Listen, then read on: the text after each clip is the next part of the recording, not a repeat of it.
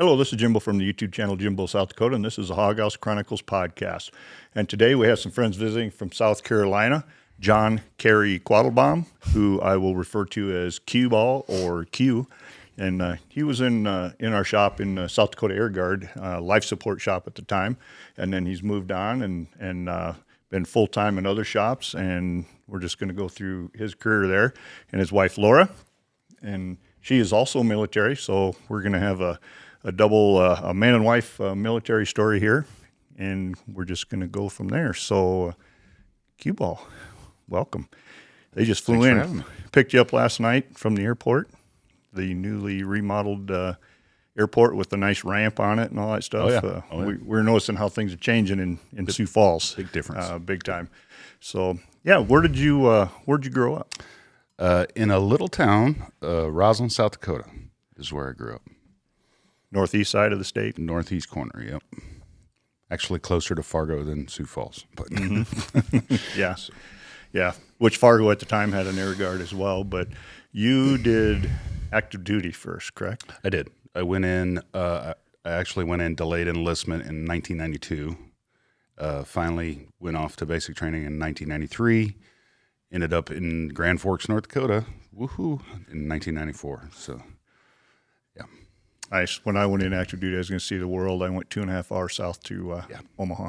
Same. I was about an hour from my grandmother's house in Cavalier, North Dakota, so I really saw the world. Well, you saved a lot of leave, though. That's true. Yeah, absolutely. How was it that you chose the life support career field, though? So that's actually kind of a funny story. I was actually originally going into weapons and had a little hiccup right before I left for basic training, had to get a new job, and ended up in life support, which was actually a better choice. Mm-hmm. So, yeah. Now, do you remember, well, are you colorblind or not? I am not. You're not colorblind, because I don't remember when that Just started. definitely afraid of heights, not colorblind. Yeah. Yeah, there's some stories on that and driving through New York. The bridges bothered you a lot, so the old heights thing. Oh, yeah. Yeah. So I don't remember what year it was, but see, I'm colorblind. Some of the people know that. But my listing, once they found out what level of color vision I was, my list went from this big down to this big. And I read the one paragraph, I think it was, on life support, and thought that sounded pretty cool. Yeah. So you kind of fell into it as well then. Yep. But left for basic training with a guaranteed job. So I had them both, at the time, I had them both chosen before I left. So much better way to go. Right. So, right. How much did anybody fill you in about the career field more, or did you just read a paragraph as well? And similar. At the time, my recruiter, when all that was going down, he actually said, "Yeah, you made out a lot better. This job's a lot better than the original one you had."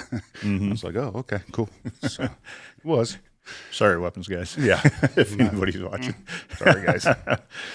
Yep, personal preference, but you have no idea when at that time what's what. Yeah, and all you're reading is a short description, and then sounds good. Did you know about the Guard at all when you went active duty? Not the Air Guard. My mother and father and stepfather had all ended up in the Army National Guard, and then just slowly over time you start to learn about the Air Guard and everything. But our family always went active out of the gate, so that's kind of the path I went on to. So. Yeah, so that leads me to a question of how many, if you had family members that were military, and how many of those, and what did they do? Yeah, so grandfather on my dad's side was Navy. He was a Seabee. Father was Air Force. Stepfather was Air Force starting out.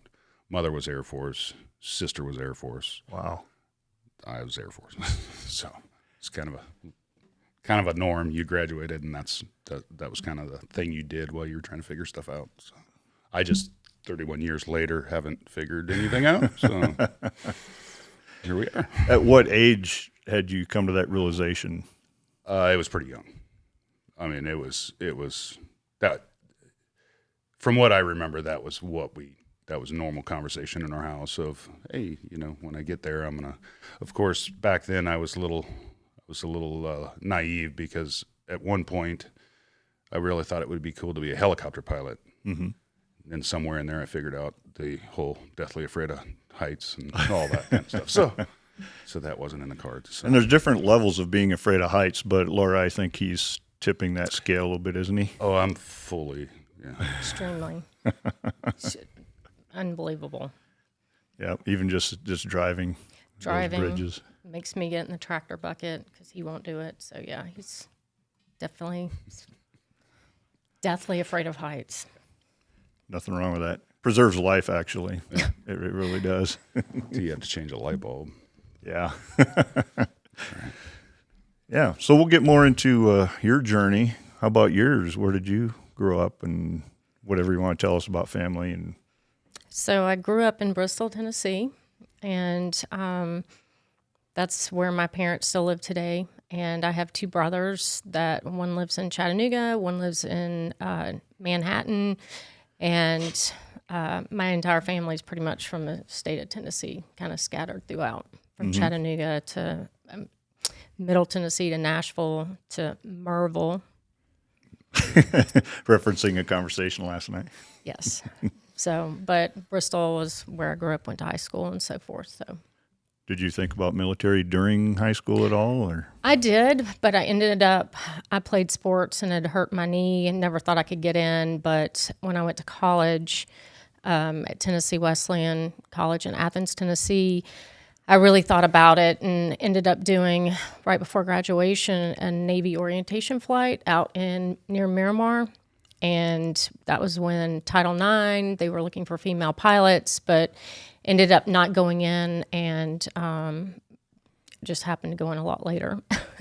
But I did have military family members. My dad was active duty as a dentist and actually had been stationed at Shaw at one point, but also went into the reserves after Vietnam. And I can remember going to the base in Myrtle Beach. That's where he would do some of his time. So we would go to the beach while he went to work. So, Yeah, so we mentioned you're in South Carolina, and Shaw Air Force Base is there, but also McEntire Air National Guard. So you're both in the Guard correct. there at that base. But you're how far away is that from Shaw? It's about 15 miles, 20 miles. Yeah, so it's really wild that Straight it's down, yeah. very close. Yep. And And I never knew about the Guard, and my dad had actually been at McGee Tyson back in the day, but I was too young so to really remember that. But ended up living in Sumter, South Carolina, and it's kind of a funny story. I did everything backwards. I ended up getting married, having children, being a physical education major, teaching K through 12, but couldn't find a job, so I went to special education.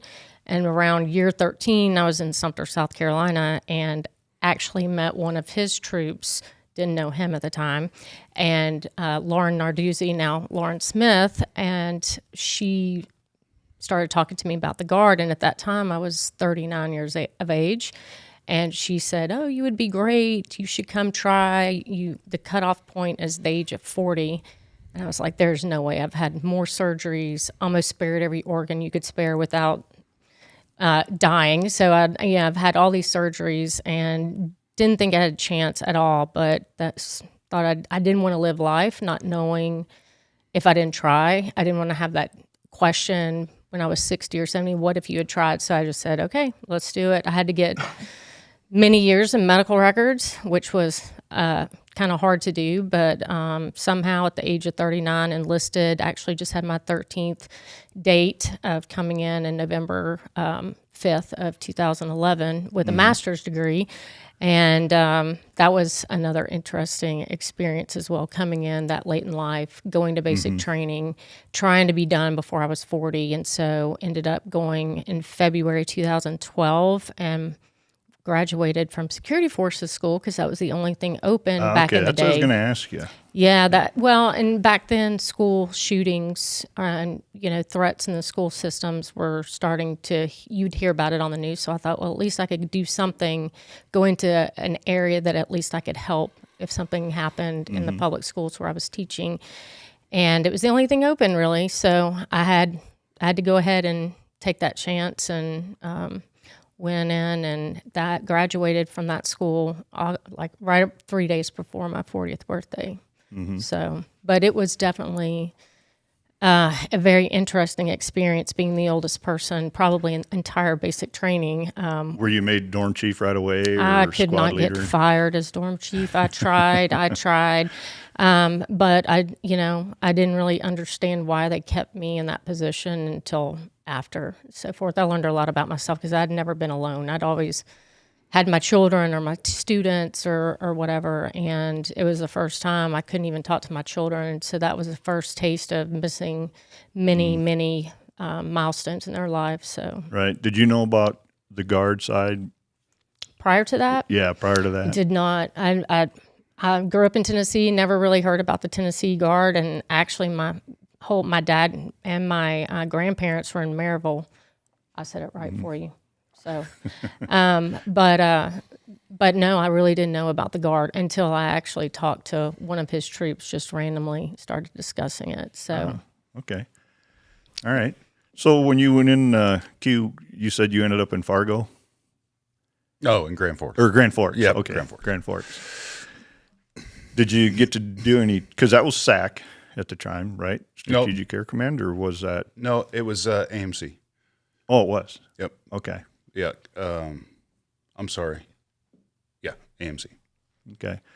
Did you get to go on any trips while you were there, or where did you end up going, active duty wise? Where were your travels? We had some small trips. The only major one I did was a 6-monther in Saudi Arabia, not at PSAB, but actually in Prince Sultan.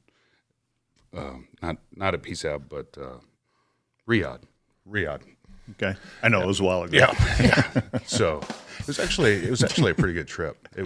I had a lot of fun. Now I turned 21 on that trip, and they had put us up in the king had actually built that compound for his people, and his people would not live there because they had no room for the animals. So the military used it, and I was rollerblading in the evenings, and I was a young single guy. I had a pretty good time, Mm-hmm. So. Oh, I'm sorry. You're supposed to say other bad things, but Well, and being at Offutt, I got to go to England once, and we had another guy that had been to Saudi Arabia, but our reasoning was we had some chemical defense gear stashed at different places, like I think 3 or 4 different places across the world. So that would have to be inspected, every like 180 days or something like that. So that's what was the justification for having life support people going. I did conduct a training class on the Plitz goggles. Yep. Because you had experience with those Oh, yeah. too, right? They look like the Star Wars Stormtrooper top half of the helmet, but it was actually like electronically controlled for nuclear flash blindness. Yep. So you worked with those quite a bit. Huh? Yeah. Mounted quite a few of those. Yeah. You remember the torque value on the lenses? Nope. 4-inch ounces, I believe. We didn't have to go that deep on them very often as far as fixing them and stuff. But yeah, so you and I were similar. We both started active duty in the heavy aircraft realm. Yep. And how did, is there anything you want to say, and we can always go back to it, but is there anything more you want to say about your active duty time? How long were you active duty? And I was active duty almost 3 years, 2 years and 8 months or something like that. Mm-hmm. And then I Palace chased.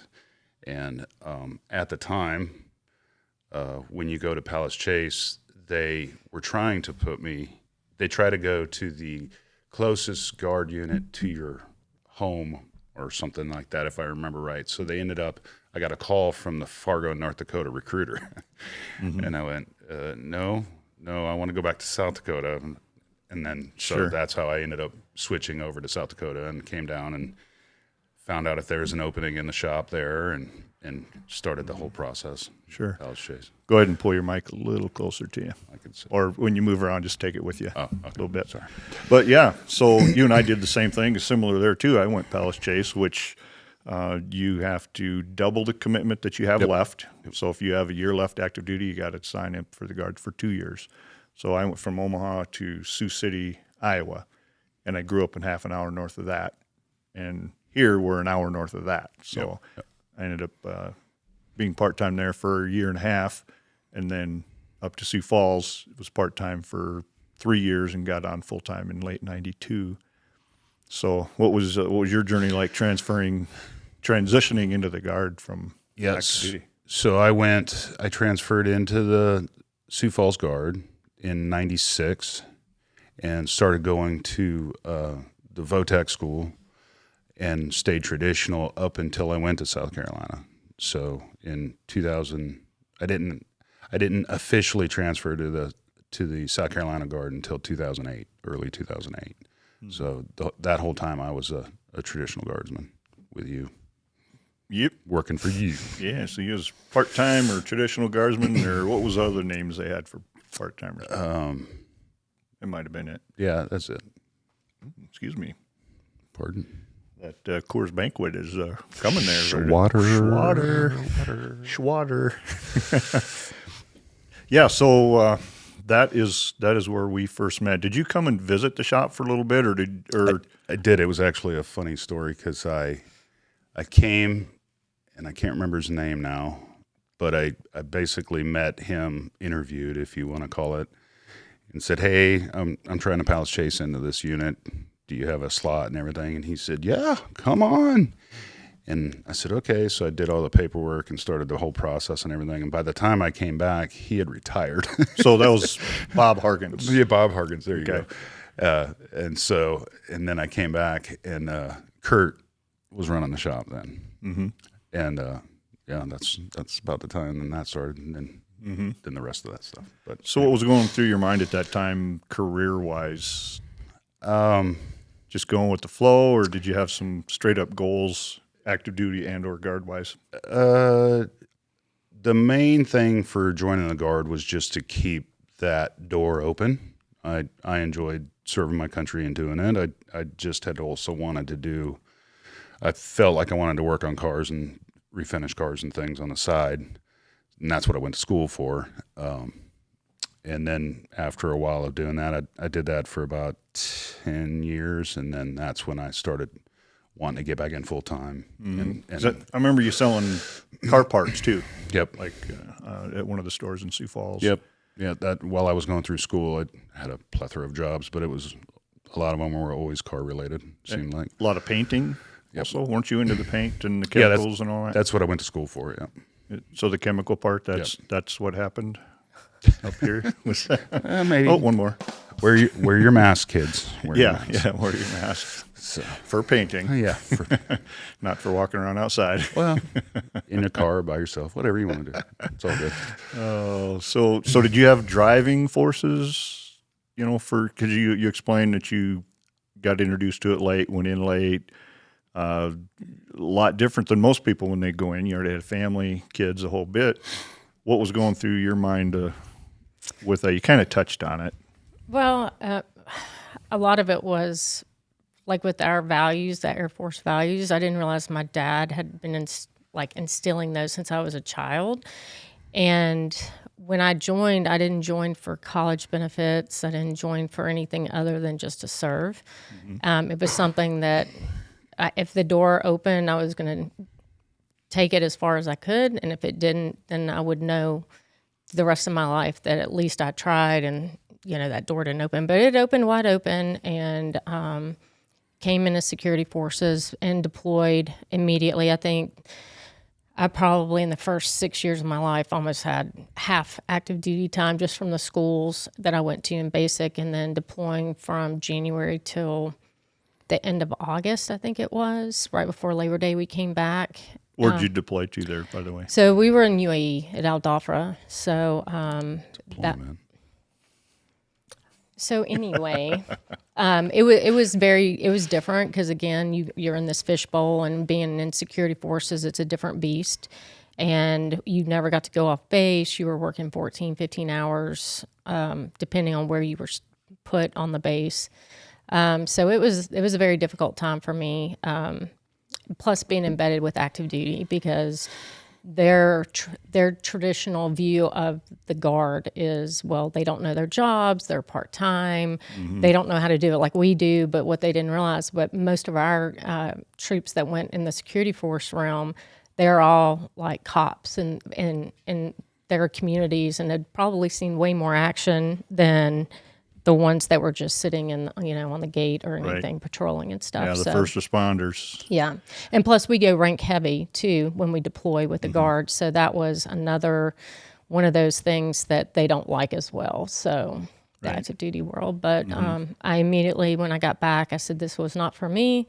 I've been there, done that. And it just happened that a chaplain assistant position came open. So within 2 years of being in the Guard, I switched over to chaplain assistant. With security police, what was a couple of the most challenging portions of the training when you were there? So really the physical part wasn't for me. It wasn't training. It was the mentality of the active duty, being that I was a professional and that deployment, there were many unprofessional people, and the way you were treated, I've never been treated the way I was. So I said, I cannot do this anymore. So ended up going ahead because I needed more than just utmost respect for our security force troops, because I've been there, done that. I've been on the gate for 14 hours.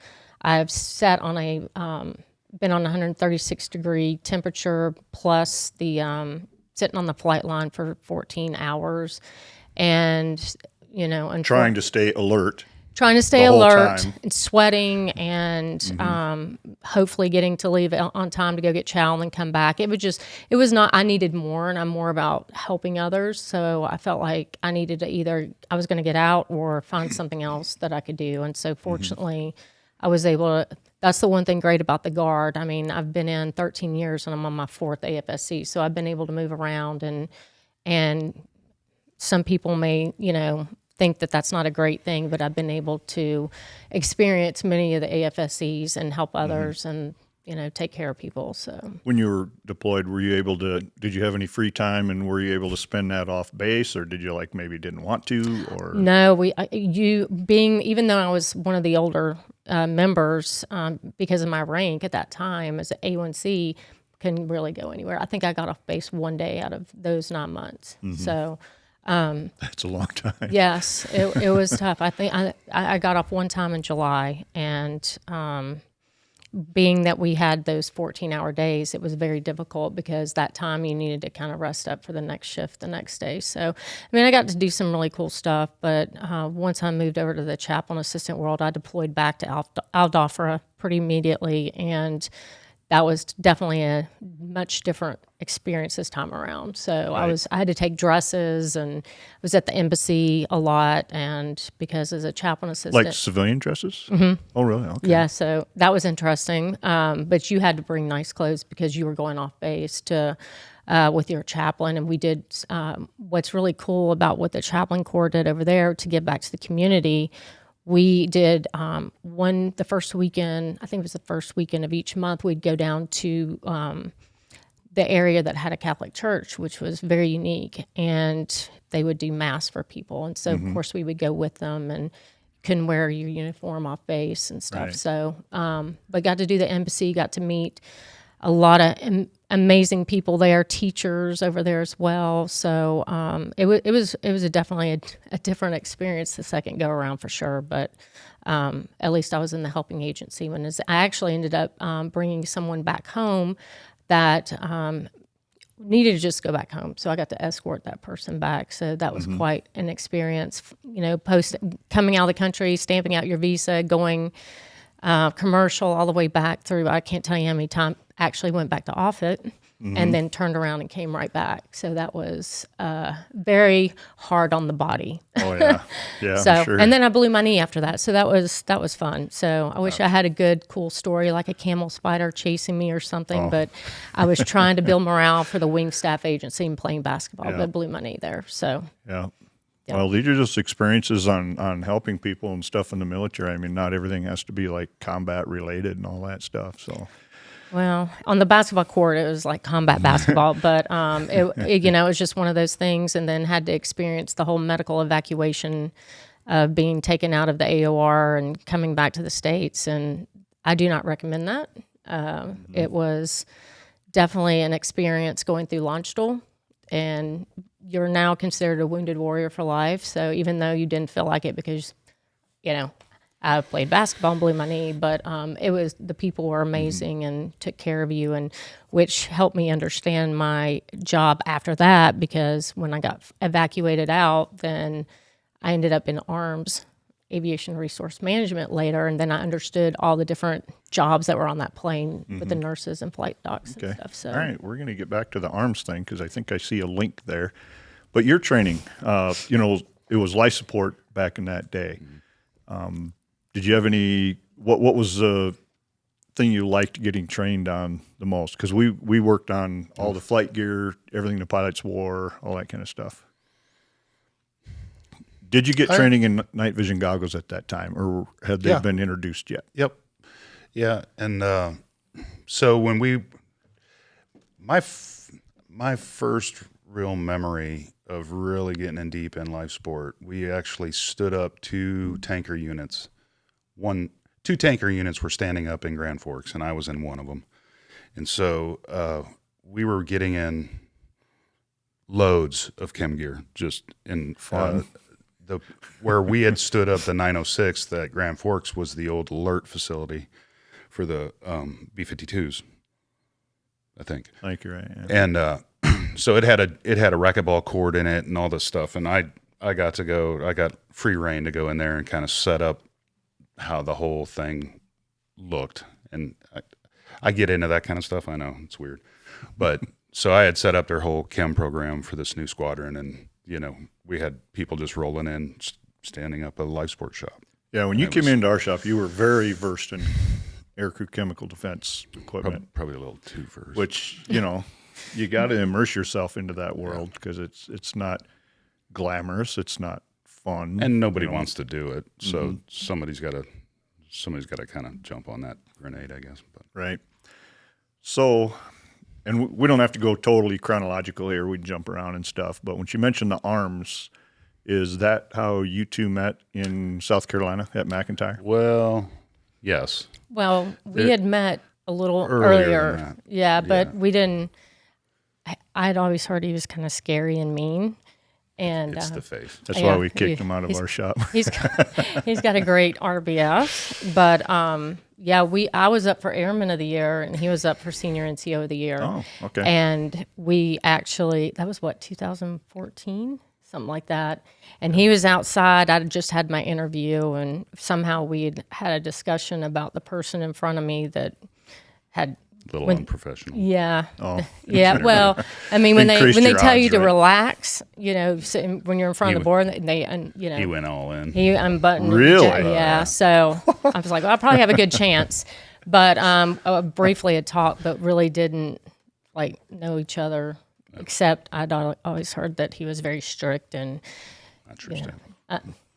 that he was just angry eyes all the time, stuff like that, which is a true statement. We've been working on that. Yeah, he and I talked the other day about neither one of us was born with a smile on our face. And it's just how we are, Yeah. fun loving, and, we like having fun and all that stuff. Yeah. But sometimes when people first meet us, they're like, who's that a-hole over there? So we're probably standing next to each other, saying, who are you talking about?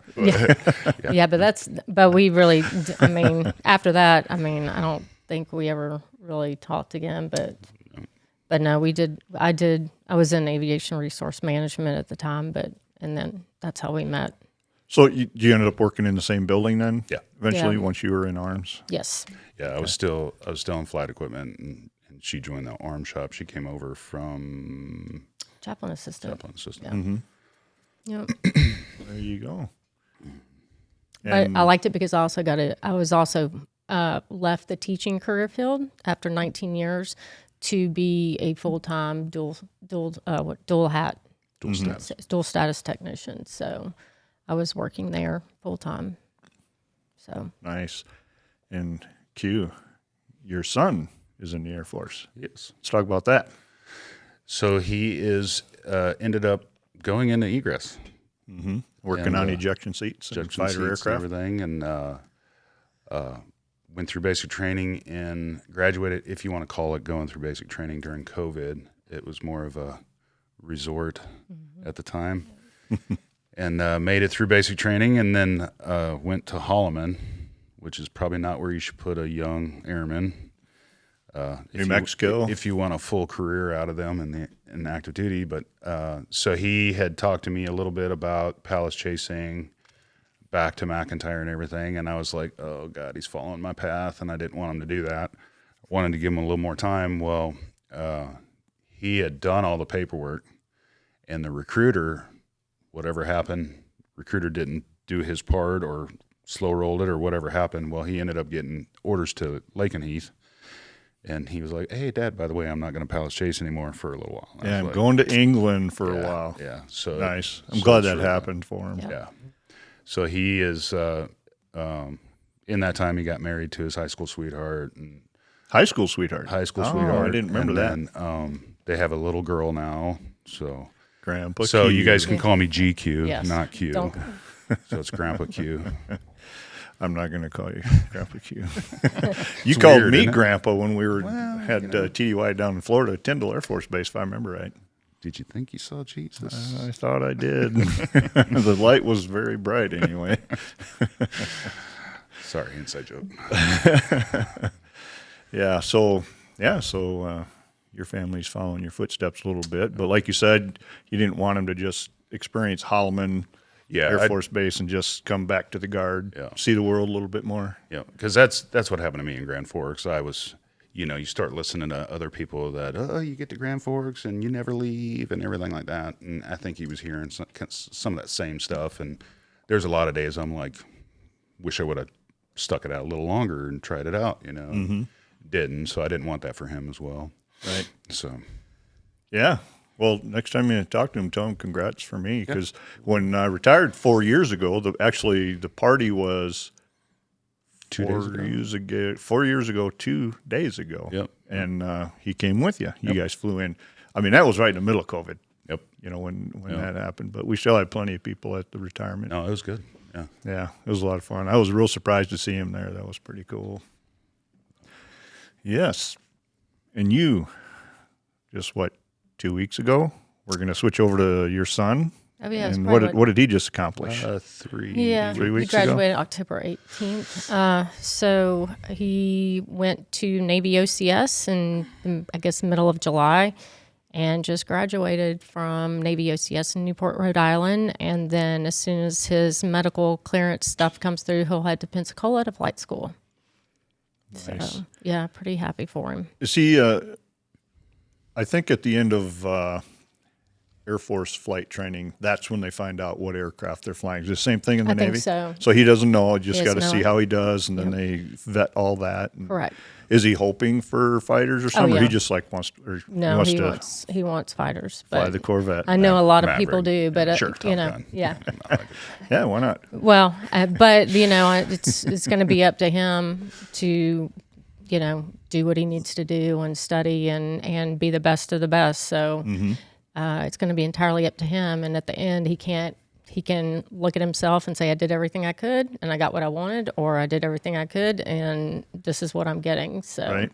Well, it was a little over a year ago we started these podcasts, and that's when we drove to your place, South Carolina, and we didn't film one there, but we went to FEMA's place, Taylor Heaster, and he was the MC for my retirement. Oh. He was a total force integration pilot, meaning active duty, got his first 2 years training here, went there. We filmed the podcast, held off for a little while because he was applying for some jobs, and he is now the F-16 demonstration pilot for the Air Force. But what we learned during that first podcast is it was just him and his mom. She was doing everything she could to fuel his dreams, because at an early age, he got to the aviation airplane portion of it after like dinosaurs and firemen and stuff he was saying. And so now that's where he is, and you just never know where he's going to end up. No, but I know he will do what he has to do, and whatever happens, and I'm just thankful he was able to be there as well and experience it. But I think we're both extremely proud of him, because I will say he tried to get into the Air Force first and had phenomenal package and did not get selected. He was part of the first board about a year ago. And then he immediately, I was worried about his resiliency and so forth, because that's a big, when you go through college and you play sports and you're not used to hearing know. You never know how somebody's going to respond. He immediately reached back out to the Navy and got selected in the first board. So all on him. And I know we're both just extremely proud of him. And the other thing was my daughter came up for the graduation, and now she's like, I want to join the Air Force. And Which you totally didn't expect. would you have expected that? I mean, yeah. So and she actually just graduated this past year in May from the College of Charleston and started her master's degree, and she will have her master's degree next year, and try to get in the May board for the Air Force, and wants to go into OSI. So, yeah, I would have never would have expected that. So, she's really turned it around, I think. Well, there's so When many I first times. met her, yes. Yeah. There's so many times where people say, this next generation, this, that, and the other. And I look at them and say, they've been saying that since the beginning of time. Sure. Every generation has every type of person. Yep. It just depends on where you're living, what you're immersed in, what you see.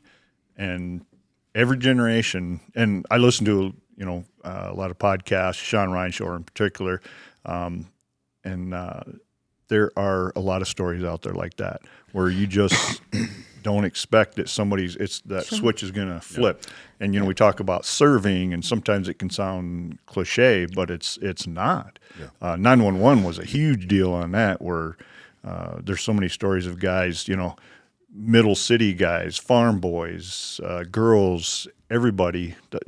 There's a percentage that flipped that switch when they saw that first and then the second tower go down. It's amazing. Yeah. Well, and for her, and she was not even born when that happened. Right. So, but when I took her to the 9/11 memorial in New York City for her 16th birthday, right before I deployed to Kuwait, I did not expect the response. I mean, she was just overwhelmed with sadness, and the way that she responded, I was like, oh, wow, the 16-year-old does have a heart. And but she's serving her community right now on the job that she's working full time.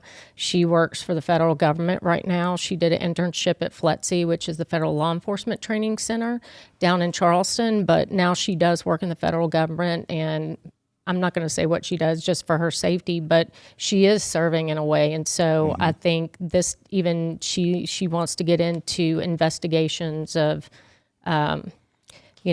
some people have some bad things going on in the military, but that's this kind of things that she wants to help and to help others and stuff. Because we said, there's similar people every generation, and in every service, there are some bad apples in there that need to be taken care of. And she'll tell you, her generation, and she said this the other day when she came up, was that a lot of the, her age don't want to work. They don't want to work hard, but she has been working hard since she was 16. That is one that she's got a drive in her and has reached out and did this whole Air Force thing by herself. And it was kind of like, what? Are you sure? She said it to us, and I went mute the TV for a second, huh? What did you just say? So I'm just, for her to even want to try to get in to serve in that capacity, just, I knew she always had it in her. I just didn't know if it was ever going to come out. And she's definitely, she would be good material. She's just got to work through a few things, but she definitely wants to try to commission and do that. So yeah, well, you get the satisfaction of that hard work, Yep, absolutely. The subway on the way to the 911 memorial. Yep. I'm not sure if you noticed or if you came in that way. We did. We did.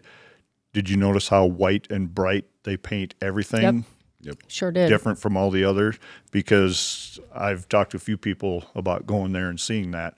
Yeah. And I was like, you can be in there for 2.5 hours. Oh, yeah. And it starts getting to you. Yeah. Because you are underground. You've got the girders and beams bent there, all kinds of artifacts down there. They've got the places where you can just sit in the dark, and they have the pictures of people that passed away there, and a lot of audio from their families and things. Yes. You can just sit there and listen. And there's so much more to see there, and you can't stuff see it above just ground once. too. You have to go back. Yeah. You really do. And for his birthday, what was that, 2 years ago? It'll be 2 years this Christmas. So his birthday's in December, and I decided to surprise him. And of course, it was during the height of COVID. was to go to New York City, and because he's never been to the 9/11 museum. I've been a few times, and when we Still haven't fully been. I know. We got there, and at the time, I didn't know this. You had to have an appointment. You had to sign up for a time to go in, whereas before you could just go in. So during COVID, you had to sign up for that time, just I guess for the amount of people. And we never got to go in because they were completely full that whole weekend. So we definitely need to go back so he can go to the 9/11 museum, because he knows exactly where he was and what he was doing. And so, but I did get I got a good surprise out of him. So it was, I think he was pretty, but my brother lives there too. So we got to stay, well, we were supposed to stay with my brother, but they ended up with COVID. So we had to scramble. I had to scramble the night before to get a hotel just so we could still go and everything. But it was definitely, it was a fun trip. I just didn't get to do what the main goal was. So. Right. Yeah. Speaking of trips, where have you been? You know, you can stick more with overseas stuff. Iraq twice, Saudi Arabia. Was that both times with our unit? Nope. One Okay, with just the one first with South one. Dakota and one with South Carolina. Okay. France. Whew. Where else? Kuwait, Jordan. Those are the big Key ones. West, Oh yeah, Key West a couple times. Nellis. Yep. You know, Bunch and then of a bunch of places on this small side. TDYs Yeah. and Right. different trips like That's that. the one thing the Guard has. We have some Vegas 3 good times. TDYs. We have some good places. Yeah. So Well, since 9/11, there was a lot of not, you know, of the decent 2-week trips, you know, because we were overseas so much and stuff. And And Jim didn't take me to Turkey, but that's okay. I'm not harboring any. you're not bitter, No. just a little salty. was our trip, I think, 06-ish in Iraq. Was that your first, like, fighter overseas deployment? Yes. Fighter jet? What went through your head when you arrived there? What did you have for expectations, and what did you see once you got there? I don't know about expectations. It's kind of just keep your eyes open and just roll with it and do what you need to do, kind of a thing, I guess. But it was very cool when we got there, and doing the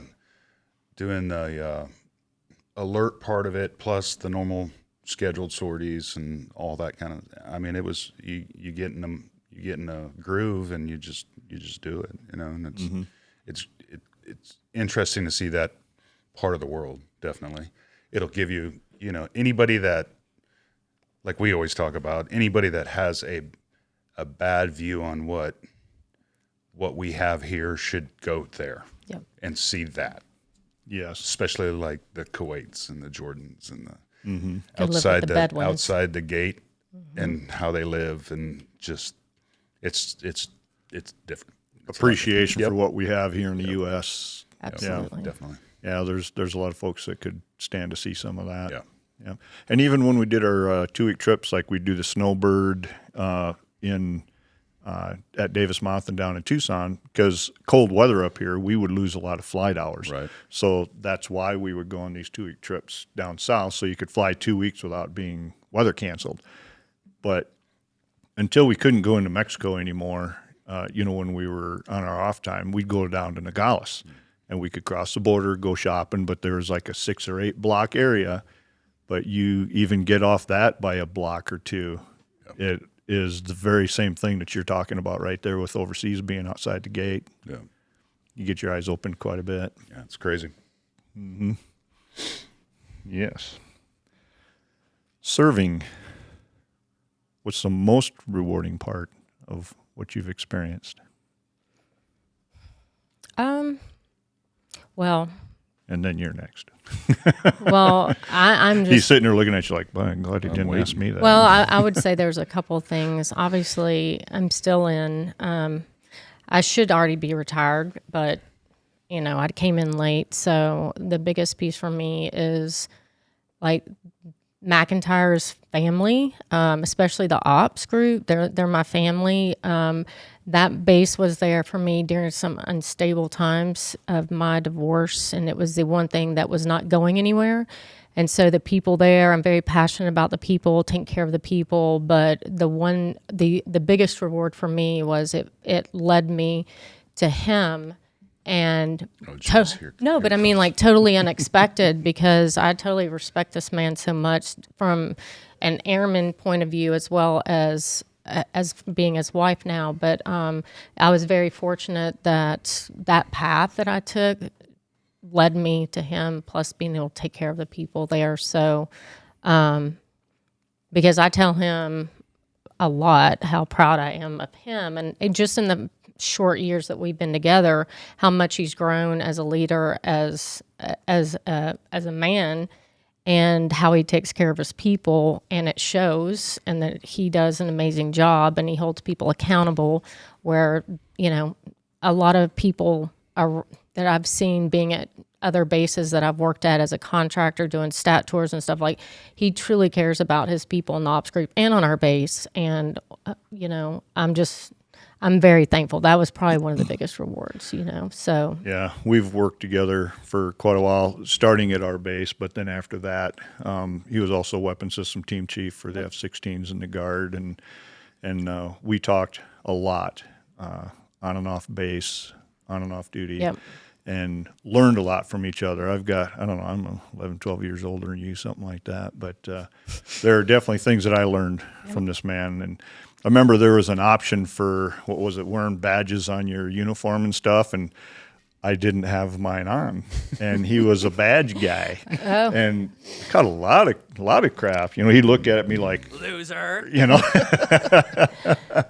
and but then I was starting to understand the healthy side of pride there. Pride can be a bad thing, but the healthy, good pride portion of looking good, looking sharp, having the accoutrements on that you really should have and things. And we had a lot of conversations. And I remember one down at D.C. when we went out there for some team chief meetings, I think is what it was. Lions. But we talked about, in our shop here locally, and as a traditional, and how he's progressed from them. And I looked at him and I said, you weren't meant to be a worker bee in a shop like that. You have to go through it and learn some stuff, but you were meant to do what you're doing now. And that's definitely kudos to you, Q-Ball. I believe I can fly. And that's one of the reasons why I left ops, because we had decided that we're going to be together, and so obviously we weren't in the same chain, but we were in the same building.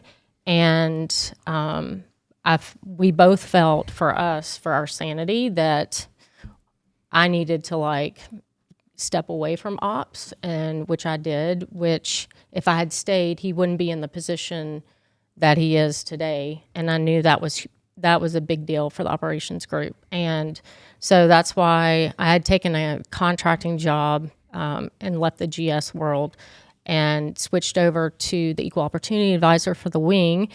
And he was able to then, since I was out of the way, nobody asked me to move or anything. It was just a decision that we both made. It would be easier for me to move than him. And it's allowed him to take over that position. And, he didn't always know how well he does, but I can, being from the outside, look in to when I go up there, and just the change.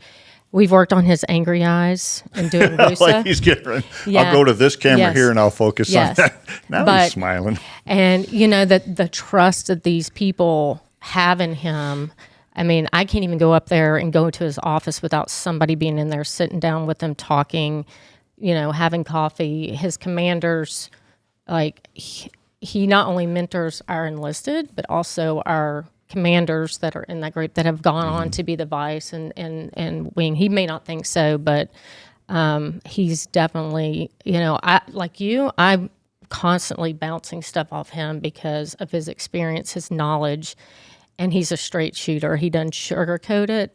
That may not be what I want to hear, but I'm like, oh, now that makes sense. So specific positions of career advisor, but he does a lot of it just on his own. Like you said, all ranks too, because a lot of these guys that are leading, we knew them as young pilots. So we're talking, more peer to peer and stuff, and they remember some of that stuff. Yep, I agree. totally. But I'm just amazed at the knowledge that this man has, and I tell him that all too. the time. Whatever. But I mean, I'm thankful because I have that person to like, hey, what do you think about this? And I know other people, I mean, I don't think he gets a whole lot of work done because he's now got a revolving door in his office, which I'm like, that right there tells you how well you're doing. When you have people coming to you, you may not want to hear everything they have to say, but you are there, you've opened that up, and he's grown a lot just since I've known him. He's more social now. He may not act like it sometimes, but I'm very appreciative that I have that in my life as well. So Yeah. Well, that goes along with the career progression because you're out of, it was life sport, and then it changed to aircrew flight equipment. You did the weapon system team chief stuff for that with us, but you're now in the group chief position. So that's a lot of what. SEL now. What's that? It's Group SEL. Oh, group SEL. Group chief. Okay. So that's the same position, different name? Yeah. Okay. All right. Yeah. So they always evolve on the Oh, on the names. Yeah. But point being, it's an advisory position. Yep. So when you're doing the work, that's what you're supposed to be doing. Yeah. And it's a new world for me because you're not, Right in there. I always say it as I'm used to making wickets. Like when you go to a job and you make wickets, you have something to show for your wickets, how many wickets I did. And I don't make wickets anymore. I work with people and those kind of things. You're not creating as many wickets if you think of it on the physical thing.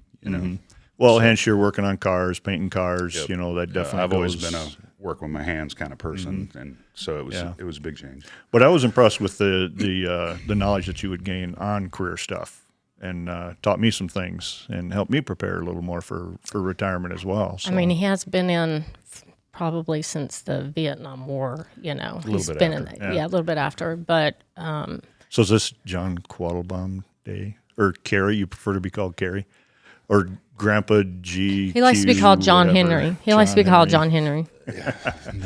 Well, and just to explain, they made a trip out here because I had created this unofficially aircrew flight equipment compliance class and did 7 of them, I think is what it was. AFAC. And so we had to name it the aircrew flight equipment compliance class, AFAC. And so I've been traveling around visiting with a bunch of people, team chiefs and otherwise. And so I just wrote up a letter that looked just like the old invite and had weapon system team chief and friends, Hog House reunion. So that is the Your reason friend. that you're here. And a guy from Nashville or Tennessee's coming, and his wife Robin, Ken and Robin. They've done a podcast. And Tim Wilson and Jeff Snyder, the F-15 guys, and off to Whiteman, and then Chief Snyder ended up being, and they both made chief, but Chief Snyder was at the Guard Bureau above us when we were team chiefs.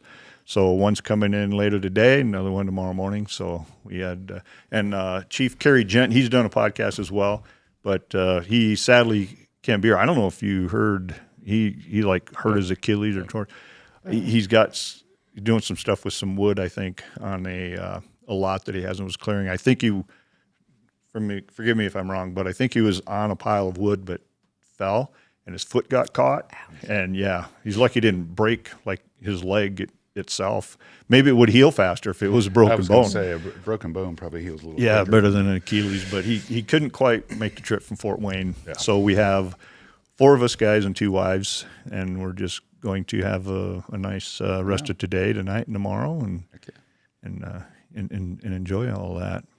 Yeah, we were thankful we got to see Muggs on the way up to Newport. So he told Shout us. out to Muggs. Yeah, shout out to Muggs. Yes, He said he couldn't be here. And Jason Giaconda, Chief Giaconda, Atlantic City, he is working at D.C. for 6 months, I think. Oh, wow. Because we originally had like this date set because we moved it from October to now. This is Veterans Day weekend, by the way. So hats off to all the veterans out there. Is he doing flight equipment stuff? I'm not something sure else? if he's doing some stuff for Sharon Mason, Chief Mason, or not. I called him a while back. I don't remember exactly. And Bob Osier, who did a podcast with him out in Montana, they couldn't make it. His daughter's doing well in volleyball, so they're busy with that. So, and it's like every Hog House party, we just set the date and have fun with who's there. There you go. So, Yeah. Did you have any hobbies when you were younger? My there's a hobbies reason I'm were asking this. sports. Sports. Yes. Okay. I was played when I was growing up. There weren't a whole lot of female sports specifically where I lived, so I always played on the men's team. Mm-hmm. So I think that's why I can be so tough, especially to handle you. Tough. I'm tough. But no, I played many sports growing up, and Okay. I didn't have the car hobbies and all that. That's been Well, you quite the rode experience. horse, right? I did ride horses, yes. Okay. So I did ride starting very young, and probably like 4th grade, started showing, doing equestrian, different events, and so forth. And So, you two are going to ride horse a little once we get done with this here. I think so. Yeah, Yeah. it's been a little bit, but so So you've moved on from the horse stuff. So how about right now? Any hobbies? I'm asking these things to see what you're going to be doing upon retirement. How got are you a going long to fill ways your to go. time? She's going to be my sugar mama because I'll be retiring first. Hopefully. yeah, I have no idea. I mean, whoa. I could wish I could push a button, but Where is it? I'm on the wrong screen. Gotcha. there you Oh, go. Dang. Or this one better. Busted. There you go. But the one thing about us is that we have a lot of stuff in common. So, I mean, we live on the lake now, and we have our boats. He fishes, which he's got me into fishing and hunting, but we haven't hunted in a while. But I also, the things that he can do outside of the military with like upholstery, and he started his own business. And when he can, with mobile marine stereo equipment, Sound putting in equipment boats. on the boats. Yep. You can hear it across the lake. Yes. But, he's probably going to be doing a lot of that, I'm assuming, to keep busy because he can't sit still. So, I try to help and learn when I can. I know. I get him beer. That's what I do. That's what I do good. I'm a gopher. But just watching the stuff that he can do is amazing. So that's what I'll probably do when I'm retired, just watch him. Keep up with him. And get beer when I do. Yep. But I won't be retiring for a while. So Parts cleaner if he's doing any mechanic work. She's great at pulling staples. There you that go. is a good thing. I am. I'm very good. I've pulled a few now. So, but, anything I can do to help him. But like I said, it'll be a while before I am done. Mm-hmm. So retired. So I mean, I've got 13 years in. If I stay in 20 years in the Guard, which I don't know if I'll do or not, I haven't decided yet. So I have Sure. 2 years to make a decision. So Well, I've said it before, and Mary told me that you're so social that within 90 days of retiring, you're going to have to go do something somewhere. And I was like, I haven't looked back. It's been 4 years. But as long as you have plenty of stuff to do, we have plenty. that's- He's got plenty. because you got experience sewing through the life support career field. You work on boats that way, and the audio systems. You were actually the first one that taught me how to sew Was I? when I got to Sioux Falls. Really? Yeah. Fixing G-suits, and did I have you make like a grill cover first or anything like that? I don't remember what it was. Just randomness. Go sit down and sew this, and stuff like that. Thank you for teaching him. Sure. It's come in handy. For sure. Well, then I took a break from it for a while, and then had a lot of conversations with Jason about when I was getting up the nerve to do the whole boat and everything. So it's fun. It's fun doing that stuff. I'll switch back to the question I didn't get to you. What, most rewarding portion of serving for you? Well, Go ahead and pull that mic in front of you there. I know you're having a little trouble. You can move the mic. if When, you want to most stay. rewarding. I don't want people to miss this. Yeah, it's deep thoughts, right? Now you're really on the cuff. I would say the importance of the job when I was in flight equipment was a big one for me. And now, which I never would have said this a couple of years ago, but now it is people. It's fulfilling when you help somebody out, and even if it happens to be getting them on the right track, and it's a little shittiness involved. But Well, it's real. I mean, those things are fulfilling for me now. Is like that, and it keeps you going. Because there's days you go to work and you're just like, well, we've had plenty of conversations about it. Of, oh my God, and then when things like that happen, you're like, oh, okay, that's why I come to work. That's right. So Excellent. I'm trying to think. I got, I usually have a few questions here just to explore a little bit. Exploit? Oh, explore, you said. My bad. Let me add that. Yeah. How about any funny things that have happened, whether it's on a deployment overseas or, I know this might be kind of a tough question. Some people don't want to talk about that stuff. Funny things that have happened? Yeah. Or strange or coincidental weird or. Well, there's tons of funny ones. Trying to remember a specific Yeah. one is hard, but there are some ones from me and you going TDY that make me grin a What little about bit. in Kuwait? What's that? With the whole, like the whole electronic, do you remember that? Like when the whole building went down because of, I forgot who it was trying to game upstairs do you remember that? I don't remember that. Where it took out the entire, Blew it out. yes, Blew the power top out. 3, everybody. That was on your shift. I wasn't on work. Okay, yeah. That's what it was. Yeah, we had somebody gaming and it took out the entire building. Kind with of overloaded the power a little bit. Yeah, top 3 went down. We had people flying. Yeah, it was a bit wild. So Speaking of wild times, that was probably one of the craziest things. So I'm going off military grid here. Uh-oh. You guys went through the storms down there. Yeah. Yeah. Tell us about the storms. So it was kind of crazy. That was probably the scariest storm I've been through. And I was telling Mary, What was the name of it again? Hurricane Helene. Helene. Yeah. Helene. And I was telling Mary that we get kind of used to having hurricanes roll through. We've had, I don't know, the last couple of years we've had Storms, yeah. 3 or 4 roll through, and I think we've evacuated the jets once due to what they might see. Mm-hmm. And so when this one was coming up, they always put the right side of the storm, or the way that the storm comes through Florida and everything, the right side of the storm and the rotation, it's always on the coast or off the coast. Mm-hmm. So it never gets real bad. Well, this time everybody kind of went, it's not going to be that bad. Well, the storm ended up going through the edge of Georgia, which is close to where we are, Aiken and Augusta area. Like I know Moody got hit Yeah. hard Yeah. too. And Moody so Air that Force right Base. side was basically in South Carolina when it came through. And as everybody knows, if they watch TV, it went up to just obliterate Asheville, North Carolina, and all that area.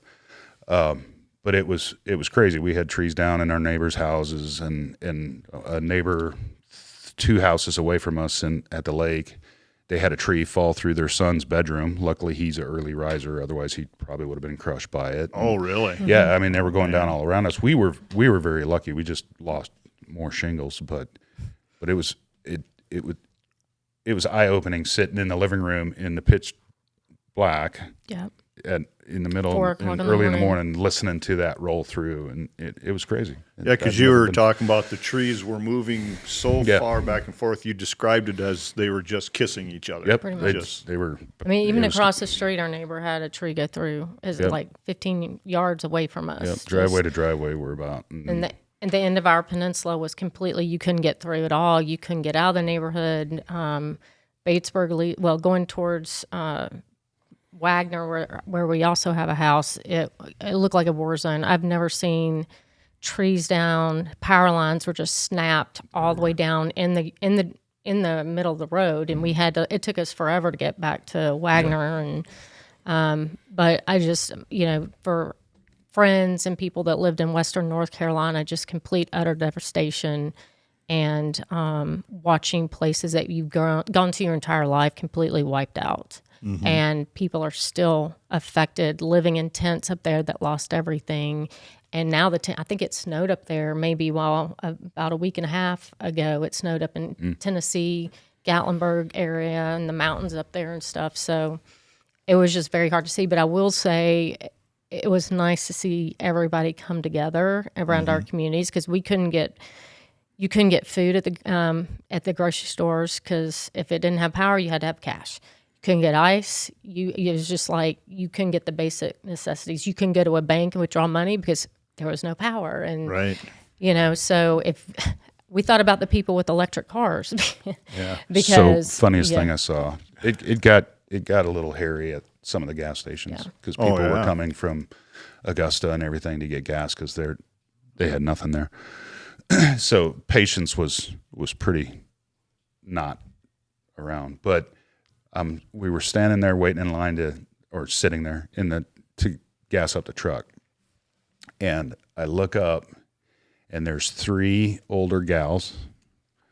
By older, I mean probably mid-60s, and they're sitting in this Rivian, which is an electric vehicle, and they've got a trailer of gas cans and coolers. Oh, wow. So several.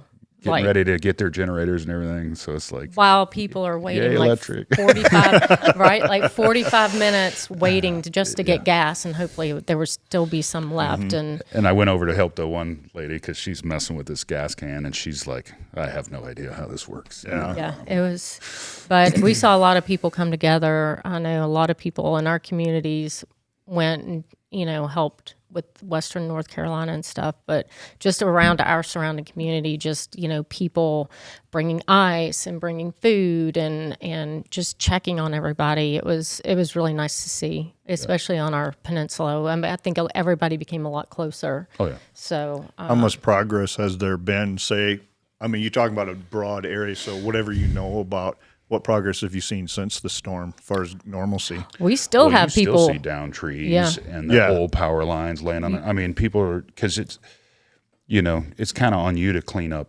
your own stuff at that point, and so if people can't afford to do that, it just sits.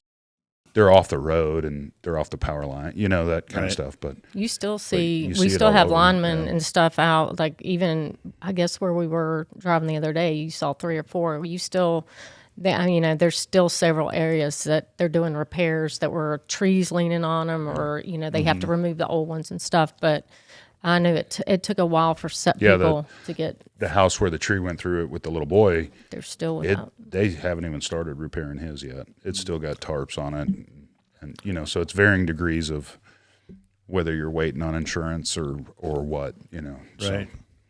Yeah, it was. It kind of reminded you, like I didn't live in Sumter, but I think it was 1980 when Hugo came through. I think they compared it to that. So. Yeah. Dating yourself. Yeah, and we're. I just didn't live there. I remember Hugo, but I was in East Tennessee then. So, but I didn't live in Sumter. I just heard stories about it and how bad it was. Right. And then we had the flooding in like 2017 or 14. Which flooded, but I've never seen, even our lake was completely, we didn't expect it to rise like that. In fact, our neighbors ended up pulling our boat out even further. We had pulled it out of the water and had to move it up some. And then all the debris coming down from North Carolina as well. Trees and logs and stuff that you couldn't go out in the water. There's just no way, but the people in Western North Carolina are still dealing with it. And in fact, when we were in Newport, one of my friends who lives in Asheville, he and his family had gone 4 weeks without water, and they finally got water back after a month. So, Man, it's just we're pretty vulnerable, aren't we, in every way, shape, or form? But electricity is huge. Yeah. It's just the way it is nowadays. It's not going to change. no. Wow. Yeah, we deal more so with, the snowstorms, blizzards, ice storms is what can bring wires down. But tornadoes and things. But that's kind of like the finger of God. It's just going to scoot around wherever. It's usually maybe one farm place or sometimes a small town. We've had some small towns wiped out, Salem here years ago and stuff. But yeah, we were just watching that stuff, just wondering how you guys were dealing with things down there. It was crazy, and we were far enough out that it was bad, but it wasn't near as bad as that where the swath of it went through. That and up through Asheville, it's just nuts. Yep. They Just finally, the amount of rain was ridiculous. well, and then it shut down 40, which is a major highway or interstate. Washed out 40. 26 close between Weaverville and Johnson City closed down because some of the area close to my hometown was completely like, that's the hospital that you saw on the videos or on the news where it was completely had to rescue people off the top, patients and nurses. And now they've opened 26, but there's a certain area where you have to detour and take like the 2-lane run and then hop back on. But I just saw an article from I think the North Carolina News that they're going to open 40 up only as a 2-lane interstate. And that road, I don't know if you've ever traveled 40, but it's you slow go even with 4 lanes. So yeah, I think they said the speed limit will be 45 miles an hour. So there's no easy way. Unfortunately, it's open back up. So if I need to get to my parents, I can. But otherwise, I'd have had to gone all the way around, which would have added 4 hours to the trip and stuff. So yeah, all you can do is what you can do. Yep. You know, and it's going to take a long time. And we did have a lot of flooding up in this area, like down closer by Sioux City, McCook Lake. There was, houses were falling in and things, but that was pretty localized. I guess, southern Minnesota and some of those areas going into the northern part of Iowa had some flooding this last spring too. You probably saw some of the videos of where that one broke around the side of the dam and was eaten away and stuff. Yeah. So this area up north here has dealt with that, but man, those hurricanes and tropical storms are just so widespread. Well, I think you also get complacent too. You just kind of you're used to them, and it's kind of like living in Florida. You're used to them. You prepare, but we didn't really prepare. I never thought about having cash like that. We would have stores wouldn't have generators to have. You could just go in and still get food. And and then did they operate out of a cash box? I mean, could they open a register? I mean, well, so that's what the gas station did. They finally that was one of the last places we got about 10 bags of ice for our neighbors because I will say a few of them had campers. That was the first time. I think we were thankful for 2 mortgages. So we had somewhere to go, but we hated leaving everybody behind because not everybody has that. Right. That extra house that you can go to, but you helped people where you could, though. Yeah, absolutely. Yeah, I think Generac made a killing. Yeah, afterwards, no kidding. Too, so. Oh yeah, I think they had a representative down, a few people for our neighborhood, but there's a few people I know up here who put in those Generacs. We talked about it when we did our garage and stuff, and we ended up not. But I've got a generator. I guess it's in the garage now over there. So we're somewhat prepared. The Hog House here for wintertime stuff is awesome because we have the wood burning stove here. We can cook food over there on propane, and so I want to do a little electrical work so it's easier. But you don't need a refrigerator because you can put stuff outside and in the cooler, keep it from freezing. And we had a snowstorm here, I don't know, 10 years ago, something like that. And I went up and got neighbors to the north. Neighbor lady to the south lives in this place just on her own. She's like in her 80s, so she was like mid 70s at the time, and had a couple other people brought them over here. And I fried up sandwiches for lunch on the Dutch oven over there. We were doing a pork roast for supper and all stuff. And I'm busy working around and doing things. Next thing you know, I'm like, there's some people here. And I was over by the food, and I was like, are you guys out of power also? And they said, no, we just heard there was a great party going on over in the Hog House. That's my winter storm feeling here. Everybody has needs. Exactly. We try to serve all those needs in the Hog House, So, but I don't know if there's anything else you guys want to mention, but I do have one question, so you can think about that while you're answering this question. We'll go to you first. Oh boy.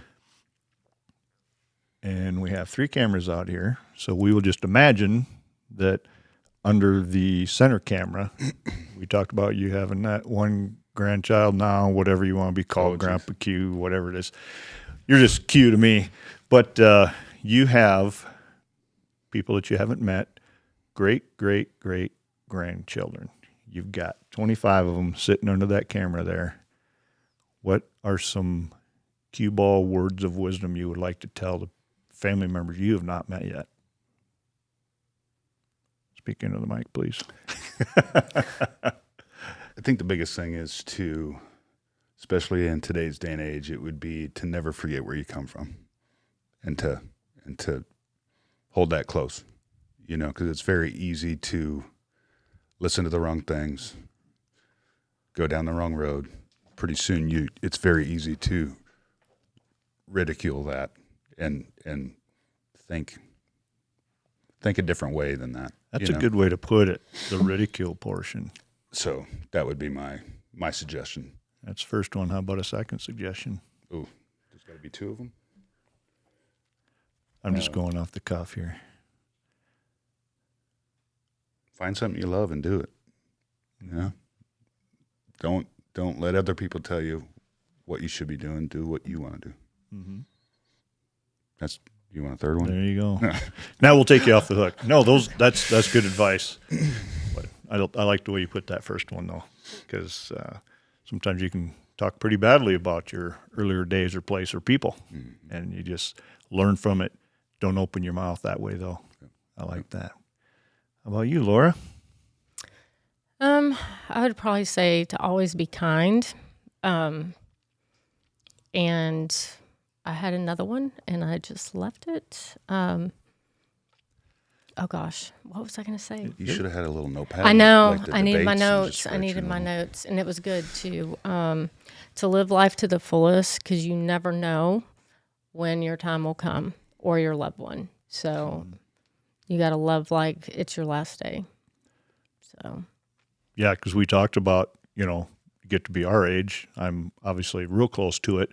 When you take Social Security, when you, this and that. And a lot of people that I've spoken with in the last 5 years are like, same thing. You never know. You never know. So a lot of them are taking it early Yep. because they're going to go ahead and Well, enjoy and life it's just, with that. and it's love your family. Like, I that's something I always tell my children, like, you just never know. So if you haven't told your grandparents you love them or checked on them, you should, because tomorrow may be too late. We don't know. So, Well, there is, the YouTube channel is Jimbo, South Dakota, which is just random videos. The Hog House podcast is a portion of that, and there's different playlists on that. But I did do a video, the tribute wall, which is right behind us. Yep. And there are 5, maybe 6 people that have tributes right back here. Some of it's covered up by the logo sign there, but it's some stuff on the sides. My mom's father, my natural dad, died 6 months before I was born, car wreck. My dad, the only dad I ever knew, high school buddy, work friend that lost his wife in mid-50s in like days to meningitis, undiagnosed. That's what this is. Yeah. And every time I'm in here in the Hog House, I see this. And a lot of times I'm out here alone. Yeah. And I'll sit here and have a water, have a drink, have a beer, and sometimes I'll just stand right there and look at this and think about the things that you two are both talking about right now. So, yeah, brings it to light. It's real. Yeah. And what we're living here is real. And where we'll move on to is real. Yeah. So, Yep. yeah. Sure. So with all that, did anything else come to mind? Nope. Yep. Well, you guys covered it well. You know how you came to be in the military family, great family heritage, military lineage here and stuff. So I really want to thank you guys for making the effort. You've been traveling a lot, but for making the effort to come up to the Weapon System Team Chief and Friends Hog House reunion. this is my first time here, so Your first time here, exactly. we were making it happen. You bet. Well, I appreciate it. So I guess on that, we're just going to say thank you. Yes, sir. And you. Thank you. All right. I got the 2 horses corralled out there. We're going to go saddle them up, and then we're going to put Q on a mini excavator a little bit later. There's a little Right up my plug. alley. There's going to be some mini excavator videos coming up. We'll see if he's on one. Have you really thought this through? Have you really thought about this? You bet. Ain't So, nothing I can't drive. all right. So we're going to have some fun. We got some more folks showing up. So thanks for watching.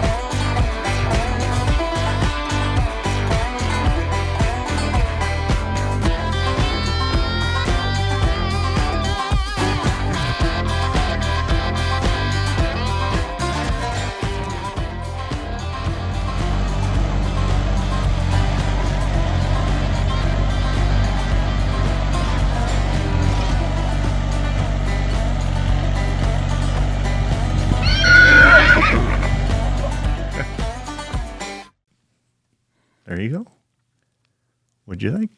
That was fun. Can we take these off? Or do we Yes. need to talk through these? Okay. Yeah.